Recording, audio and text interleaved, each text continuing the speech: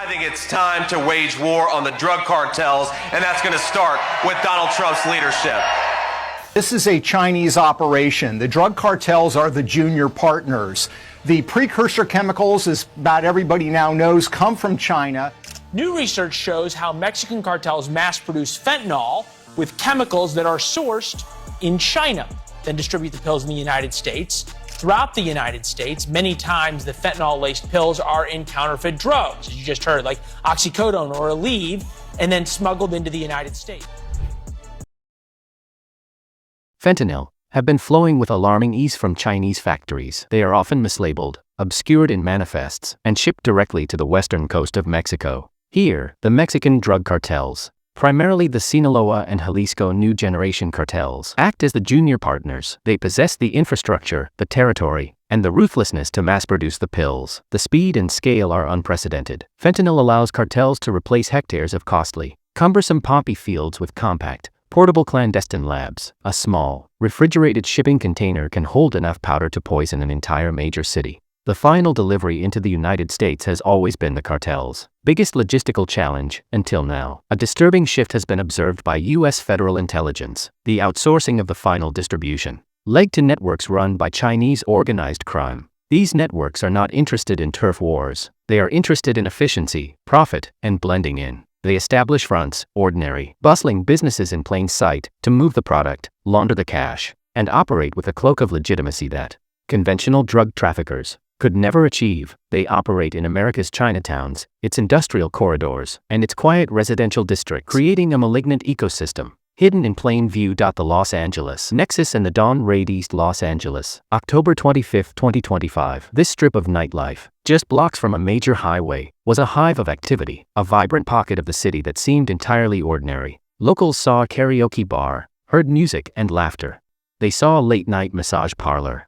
They saw a noodle shop serving traditional cuisine. But for months, this block was under surveillance. Federal agents from ICE, DHS, and the FBI were watching, piecing together the true nature of the seemingly benign commercial hub. It wasn't a community center.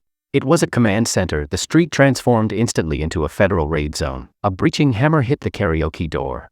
What they found inside immediately confirmed their fears. The facade had collapsed. Inside the karaoke lounge, rooms were not set up for music, but packed wall-to-wall with bunk beds. 36 human beings were discovered, crammed into an impossibly small, 350-square-foot space. Their faces told a story of exhaustion and fear. The first evidence of the criminal enterprise wasn't the drugs. It was the human cost. Suitcases were zip-tied, movements were tracked by GPS, and all their passports were locked away in a single metal box. These people were not just undocumented workers. They were trafficked, traced back to China's Fujian and Guangdong provinces. They were routed through distant countries like Malaysia or Ecuador, handed over to smugglers in Mexico, and forced across the border. Their wages were seized. Threats replaced locks. Beatings ensured obedience. They were laborers stripped of their identity, their future, and their freedom, invisible. Slaves working in the shadow of American prosperity. And then came the narcotics. Under the counter, where cash registers operated, agents discovered bricks of heroin and stacks of neatly packaged fentanyl pills. These pills were not raw powder. They were pressed, manufactured, and stamped with the distinct factory codes that originated in the labs of the Mexican cartels. As the raid continued, the true genius and depravity of the network became clear.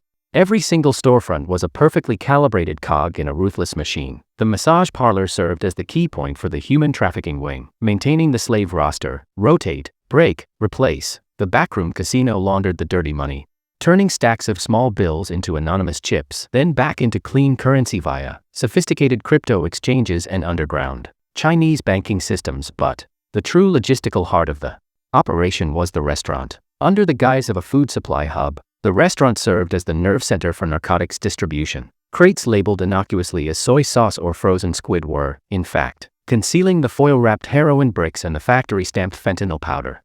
Shipments arrived like clockwork, weekly, sometimes 2 or 3 times a week. The scale of the narcotics pipeline was catastrophic. The seizures in East LA alone represented enough poison to kill hundreds of thousands of people. The profits fueled the entire network, sustaining the human trafficking ring and expanding its deadly footprint across the country. The Los Angeles raid was not isolated. Cracking the first shipment, codes revealed the same operational pattern. across a hidden corridor running from East LA to Las Vegas, Houston, Chicago, and Flushing, Queens. These were not random businesses. They were carefully planned distribution nodes tied to a single, integrated organization. At 4:03 a.m., federal convoys deployed simultaneously in 6 states.